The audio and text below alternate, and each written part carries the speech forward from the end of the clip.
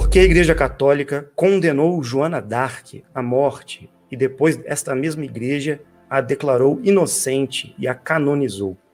A igreja sempre fez isso, né? Não só com Joana d'Arc, com outras pessoas também. Dimensionais que estavam em compromisso incomodaram a igreja, traziam a verdade, traziam o conhecimento, não é? Mexeram com as estruturas do GO religioso na época, abalaram das mentiras serem mantidas pela igreja. Joana d'Arc foi perseguida, tentaram de tudo para acabar com seu movimento em prol da unificação. Ela levava o conhecimento verdadeiro sobre Jesus Cristo, Maria Madalena, a verdade sobre a transmutação, a vida eterna, o segredo que estava contido ali. Ela estava resgatando o conhecimento. Isso incomodou muito a igreja, o Estado na época, né? Fizeram de tudo para persegui-la. Mas ela não morreu na fogueira, ela não foi queimada. Ela conseguiu sair daquela região. Pegaram outra mulher, colocaram na fogueira, fingindo que era ela, para dizer que ela havia sido morta, né?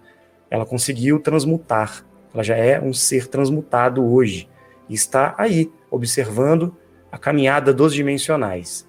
Quem sabe o exército dela não está de volta aí para realizar esse grande compromisso, né, de levar a luz do conhecimento ao mundo, carregar a verdade, a tocha, o fogo, o conhecimento que vai libertar a humanidade dessa ignorância, né?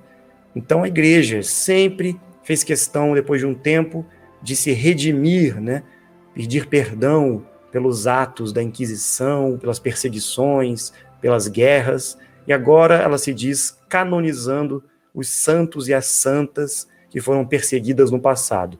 Fez isso com Jesus Cristo, né? Os próprios romanos fizeram isso, depois se converteram, eles sempre fazem isso. Primeiro atacam, depois se convertem e se unem ao movimento que era perseguido por eles. Então, isso é uma estratégia de controle, para manipular a informação. Pegaram a imagem de Joana d'Arc e colocaram como uma santa, como alguém vinculado à igreja, para justamente a igreja ganhar um poder, uma autoridade sobre a história dela, que foi uma mentira contada pela própria igreja e manipulada por ela, né? A gente sabe que Joana d'Arc tinha contato com os seres, conversava inclusive com o Bilu, em Tenchel, né? Todos sabem onde ela trabalhava, ela tinha contato constantemente com as 49 raças e era orientada em seu treinamento para realizar esse compromisso. Muitos de nós estávamos lá. Porque sempre alguma pessoa se coloca no lugar de outra quando há um acontecimento de morte. Por exemplo, a crucificação de Jesus e Joana d'Arc na fogueira.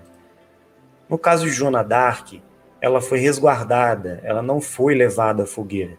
Ela conseguiu fugir, ela conseguiu ser levada para uma outra região.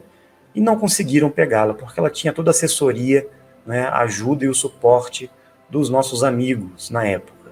Pegaram outra mulher e colocaram no lugar dela na fogueira para dizer que ela estava sendo queimada, para justificar, né, uma moça muito parecida com ela.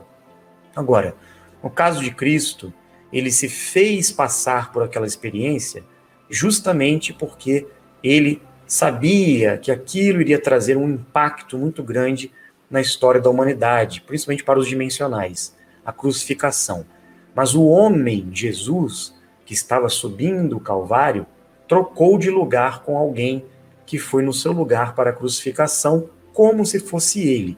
Mas, na verdade, era ele, dentro de uma certa frequência hierárquica, né?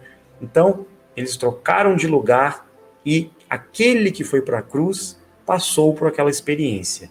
E Jesus, o homem, foi para outro lugar e conseguiu escapar daquela situação. Depois a história conta mais detalhes sobre isso. Nós vamos desvendar esse mistério no futuro ainda. O que nós sabemos hoje é isso. Sabemos que aquele que o acompanhava, aquele que estava orientando Jesus, aquele seu amigo dimensional, e ele mesmo, né, como passava por todos os seus treinamentos, desde o momento que ele chegou na Terra, ele não estava sozinho, ele não era uma pessoa só, ele estava sempre acompanhado, e muitos que estavam com ele, muitos dimensionais, conhecidos como os apóstolos e as companheiras de Cristo, as amazonas que estavam lá também, com certeza sabiam dessa situação e deixaram registrado isso na história. Agora, o que aconteceu, né? Por que todo esse conhecimento foi destruído? Por que nada disso ficou registrado pelos interesses da igreja. Por isso que ela fez questão de selecionar os textos que ela queria, de manipular, de alterar e de esconder o conhecimento e a história verdadeira. Foi isso que aconteceu, mas um dia tudo isso será revelado e a verdade virá à tona, com certeza.